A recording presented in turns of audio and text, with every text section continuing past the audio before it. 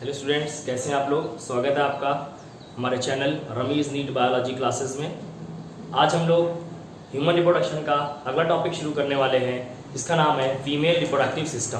इसमें आज हम लोग मुख्य रूप से स्ट्रक्चर ऑफ ओवेरी को कवर करने की कोशिश करते हैं। तो आइए स्टार्ट करते हैं अपना अगला topic, female reproductive system. The topic is female reproductive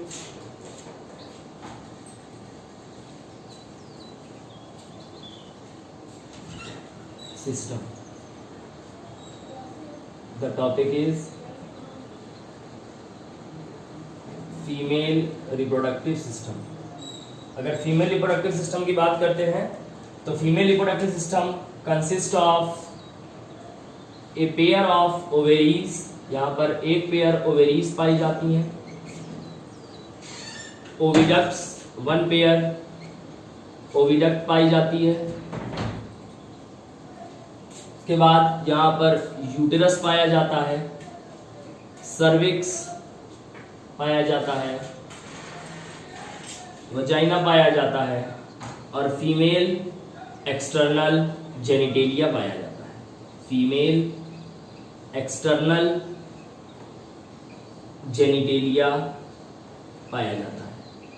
ठीक है, ये सब मिलकर के क्या बनाते हैं, फीमेल रिप्रोडक्टिव सिस्टम। और इसके साथ साथ हम लोग बेटा we also include mammary glands, a pair of mammary glands also in it. Mammary glands one pair, कितना होगा, one pair of mammary glands are also included in it. तो हम लोग ने क्या देखा अभी तक, फीमेल रिप्रोडक्टिव सिस्टम में क्या होता है, एक पेयर ओवेरी, एक पेयर ओविडक्ट, एक uterus, cervix, vagina, female external genitalia और मेमरी ग्लैंड्स। सर्विक्स और वजाइना को बेटा साथ में क्या बोला जाता है, it is known as birth canal. इसको क्या कहा जाता है, it is known as birth canal. इसको बर्थ कैनाल कहते हैं। आगे बढ़ते हैं तो आइए अब हम लोग एक एक करके स्ट्रक्चर्स को पढ़ते हैं। सबसे पहला स्ट्रक्चर आता है ओवेरीज। तो देखते हैं ओवेरीज, स्ट्रक्चर ऑफ ओवेरी।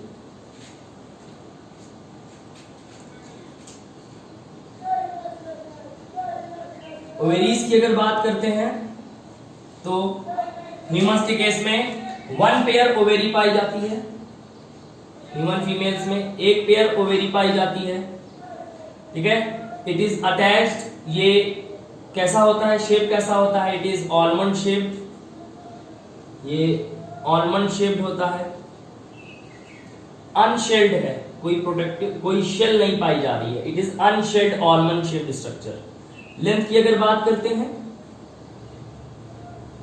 तो it is about 2 to 4 centimetre in length. Length में इसकी लंबाई जो है 2 से 4 सेंटीमीटर तक हो सकती है। उसके बाद जब आगे बढ़ते हैं तो ओवेरी के स्ट्रक्चर की अगर बात करते हैं हम लोग, तो ओवेरी का स्ट्रक्चर जब हम लोग बनाते हैं बेटा तो देखते हैं। तो मैं ओवेरी का स्ट्रक्चर ड्रॉ करने की कोशिश कर रहा हूं। तो ये देखिए, ये मैंने क्या बनाया, ओवेरी का स्ट्रक्चर ड्रॉ करने की कोशिश की है। अब समझिएगा जरा बातों को गौर से। ओवेरी जो है ये एक तरफ से, एक साइड से it is attached to the uterus या यूटेराइन वॉल बोल सकता हूं मैं। एक तरफ से ये यूटेराइन वॉल या यूटेरस से अटैच्ड है, किसकी मदद से, by the help of ovarian ligaments. किसकी मदद से, ओवेरियन लिगामेंट्स की मदद से ये अटैच्ड है यूटेरस की दीवार से। और दूसरी तरफ से it is attached to the wall of abdomen. ये एब्डोमेन की वॉल से अटैच्ड है, किसके थ्रू, ब्रॉड लिगामेंट के through, by the help of a broad ligament called, by help of a broad ligament called as mesothelium। जिसको हम लोग क्या कहते हैं बेटा, mesothelium कहते हैं। we call it as mesothelium। इसको हम लोग मीजोवेरियम कहते हैं। कुछ बातें और देख लेते हैं बेटा। ओवेरी के अंदर क्या होता है, ovary is surrounded by, ovary किसके द्वारा घिरी रहती है, it is surrounded by germinal epithelium. ये किसके द्वारा घिरी हुई है, जर्मिनल एपिथीलियम के द्वारा घिरी हुई है। किसके द्वारा घिरी हुई है, it is surrounded by germinal epithelium. Clear, एक क्यूबिकल एपिथीलियम है जिसको हम लोग जर्मिनल एपिथीलियम कहते हैं, and this germinal epithelium is covered with visceral peritoneum, another layer called visceral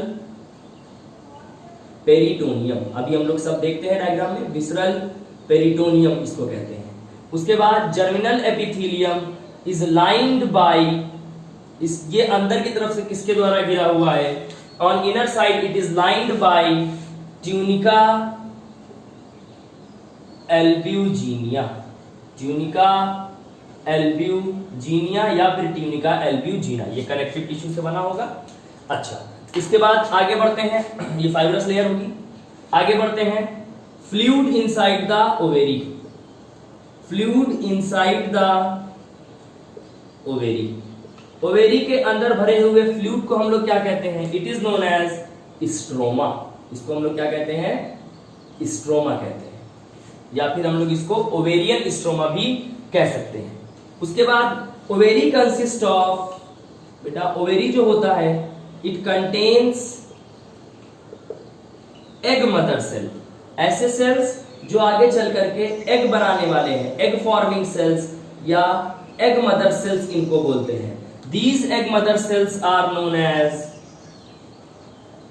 oogonia, they are known as oogonia, and these oogonia, ये जो oogonia है बेटा, ये oogonia undergoes mitosis, ये माइटोसिस में जाता है और ये किसका निर्माण करता है, it leads to the formation of primary oocyte।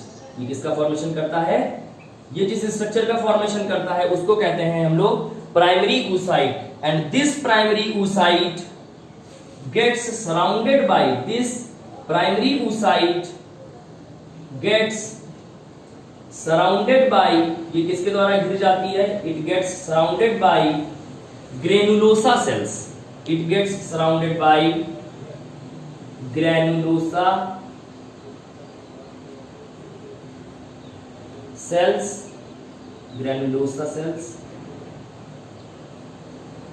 and it is known as, और अब हम लोग इसको क्या कहने लगते हैं, प्राइमरी फॉलिकल। इसको हम लोग क्या कहते हैं, प्राइमरी फॉलिकल कहने लगते हैं। What we call it as, we call it as primary follicle. आगे बढ़ते हैं, अब देखिए क्या होता है, ये प्राइमरी oocyte या ये प्राइमरी फॉलिकल और ज्यादा ग्रेनुलोसा सेल से सराउंड होती है, यानी this primary follicle is turned into secondary follicle, and this secondary follicle get turns into tertiary follicle, ये tertiary follicle में बदलती है, and this tertiary follicle finally changes into Graafian follicle। ये किसमें बदल जाती है, it changes into Graafian follicle। ठीक, और यही ग्राफियन फॉलिकल में ओव्यूलेशन होता है, और ये ग्राफियन फॉलिकल किसमें बदल जाती है, कॉर्पस ल्यूटियम में। तो आइए हम लोग देखते हैं अब कि कैसे इसका स्ट्रक्चर हम लोगों को पढ़ना होता है। तो आइए स्टार्ट करते हैं इंटरनल स्ट्रक्चर ऑफ ओवेरी को। चलो देखते हैं।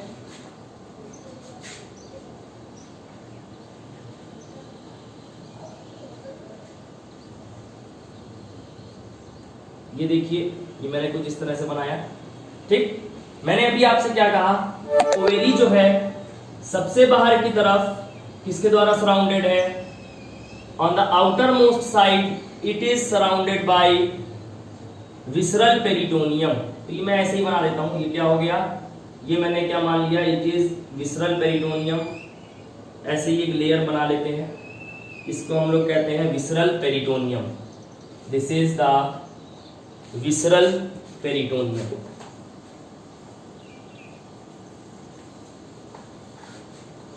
This is the visceral peritoneum. Visceral peritoneum के बाद मैंने क्या बताया आपसे, यहां पर क्या पाया जाता है, it is surrounded by germinal epithelium. यहां पर क्या है बेटा, जर्मिनल एपिथेलियम है।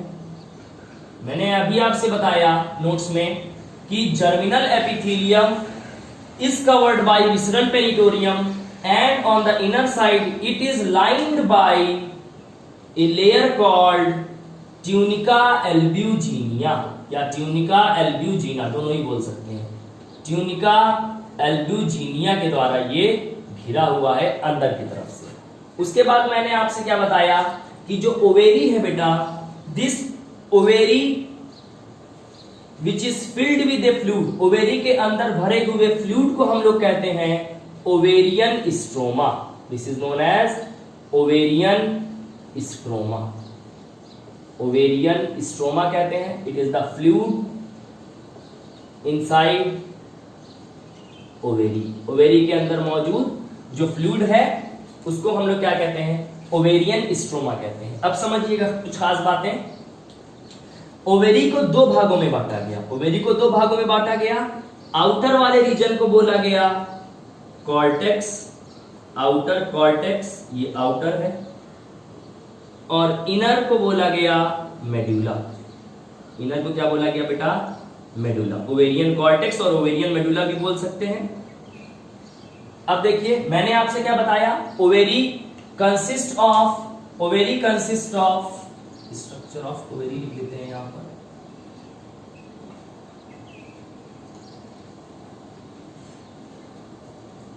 ओवेरी की अगर बात करते हैं तो इसमें फ्लूइड जो है उसको ओवेरियन स्ट्रोमा कहते हैं। हमने आपको बताया ovary consist of egg forming sales. Egg forming sales यहां पर पाए जाते हैं जिनको हम लोग क्या कहते हैं, ऊगोनिया कहते हैं। क्या कहते हैं, ऊगोनिया कहते हैं बेटा। और ऊगोनिया बर्थ के बाद ना तो ऊगोनिया बनते हैं और ना ही बर्थ के बाद ऊगोनिया ऐड होते हैं। तो ये बात याद रखिएगा, no more oogonia are formed or added after birth। Birth के बाद ना तो ऊगोनिया बनेंगे और ना ही ऊगोनिया थोड़े ऐड होंगे, कुछ भी ऐसा नहीं होगा। ना तो ऊगोनिया बनेंगे ना डिवीजन होगा, यानी कि ऊगोनिया ना तो बनते हैं ना ही ऐड होते हैं ना ही जुड़ते हैं। उसके बाद यही ऊगोनिया मैंने आपसे बताया इनमें माइटोसिस होती है। This oogonia undergoes mitosis and they form primary oocyte and this primary oocyte gets surrounded by, मैंने भी आपको बताया, this primary oocyte gets surrounded by granulosa cells and is converted into primary follicles। ये किसमें बदल जाता है, प्राइमरी फॉलिकल से बदल जाता है। और बेटा प्यूबर्टी के समय, बहुत ज्यादा इंपॉर्टेंट बात है, प्यूबर्टी के समय क्या होता है, एट प्यूबर्टी, प्यूबर्टी का मतलब age of sexual maturity, there are 60 to 80,000 primary follicles in each ovary. ध्यान रखिएगा, दोनों ओवेरी की बात नहीं की जा रही है, हर ओवेरी में लगभग 60 से 80 हजार प्राइमरी फॉलिकल्स पाई जाती हैं। कब, at the time of puberty. अब देखिए ये जो फॉलिकल्स हैं ये स्ट्रोमल रीजन में पाई जा रही हैं। ये अब क्या होता है, ये हर मेंस्ट्रुअल साइकिल में हर बार एक क्या होता है, अगर मैं कहूं कि हर बार एक प्राइमरी फॉलिकल जो है ये मैच्योर होती है किसमें, ग्राफियन फॉलिकल में। किसमें बदलती है, ग्राफियन फॉलिकल में बदलती है। तो देखिए ये अगर मैंने बना दिया, this is the primary follicle, अगर मैं इसको क्या मानूं, ये ओवेरियन कॉर्टेक्स में है, ये क्या है, ये प्राइमरी फॉलिकल है बेटा, this is the primary follicle. ये प्राइमरी फॉलिकल किसमें बदलती है, ग्राफियन फॉलिकल में। और एक हार्मोन भी बड़ा इंपॉर्टेंट रोल प्ले करता है जो प्राइमरी फॉलिकल को किसमें बदलता है, ग्राफियन फॉलिकल में बदलता है। उस हार्मोन को कहते हैं फॉलिकल स्टिमुलेटिंग हार्मोन। कौन सा होता है, फॉलिकल स्टिमुलेटिंग हार्मोन। ये इस प्राइमरी फॉलिकल को किसमें बदल देता है, it converts it into secondary follicle. ये देखिए ये किसमें बदल गया, सेकेंडरी फॉलिकल में बदल गया। अब देखिए ये सेकेंडरी फॉलिकल पे फिर से एफएसएच काम करेगा। कौन काम करेगा? एफएसएच काम करेगा। और ये इसको किसमें बदल दिया इसने? टर्शरी फॉलिकल में। किसमें बदल दिया गया? टर्शरी फॉलिकल में। और फाइनली ये किसमें बदल गया? It has now change into the Graafian follicle. ये किसमें बदल गया बेटा? It has now change into Graafian follicle. This is Graafian follicle. ये क्या है? ग्राफियन फॉलिकल में ये बदल गया। और ये कौन से हार्मोन की मदद से हुआ? फॉलिकल स्टिमुलेटिंग हार्मोन यानी कि एफएसएच की मदद से हुआ। अब देखिए क्या होता है, ये फॉलिकल्स में जो सेल्स हैं, the follicular cells also secretes a hormone called estrogen. तो ये बात ध्यान रखिएगा, मैं यहां पर लिख देता हूं। ये फॉलिकल्स के जो सेल्स हैं, द फॉलिक्यूलर सेल्स, मैं यहां पर लिख रहा हूं तो आप समझने की कोशिश करिएगा। फॉलिक्यूलर सेल्स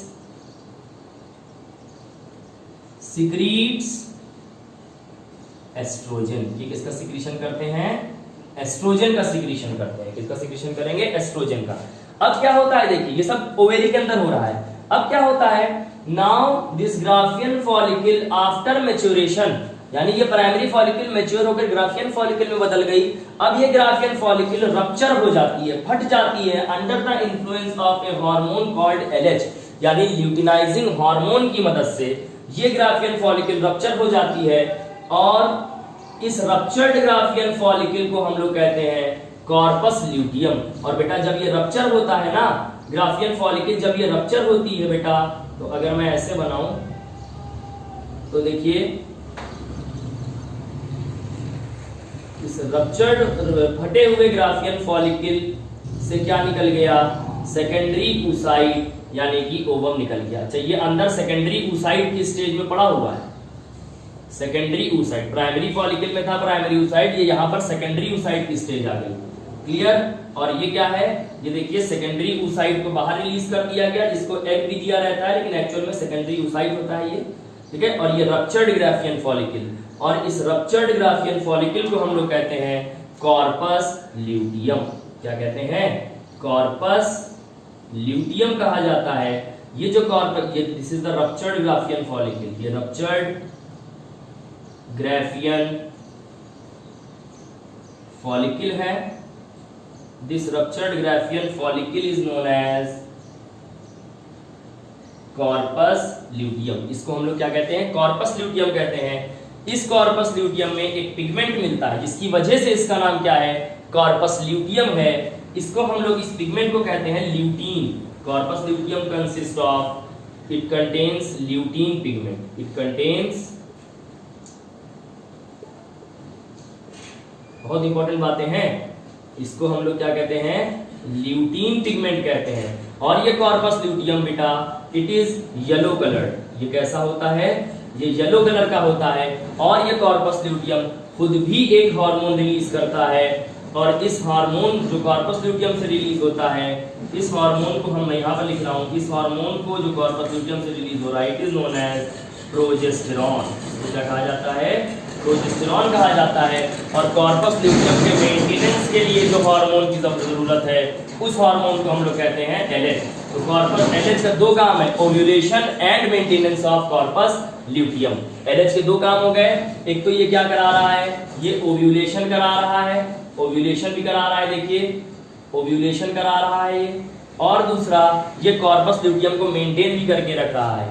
ठीक है? कॉर्पस ल्यूटियम एक सेमी एंडोक्राइन ग्लैंड की तरह काम करता है। ठीक है? और ये सेकेंडरी oocyte क्या हो गया? ये बाहर रिलीज कर दिया गया। ठीक? और अब ये कॉर्पस ल्यूटियम येलो कलर का जो है, ये इसी वजह से है क्योंकि इसमें ल्यूटीन पिगमेंट है, और ल्यूटीन कंटेनिंग सेल्स जो हैं वही क्या रिलीज कर रहे हैं? आप ऐसे ध्यान रखिए, कॉर्पस ल्यूटियम क्या रिलीज कर रहा है? प्रोजेस्टेरॉन रिलीज कर रहा है। अब इन केस अगर फर्टिलाइजेशन नहीं होता है तो यहाँ पर क्या होगा?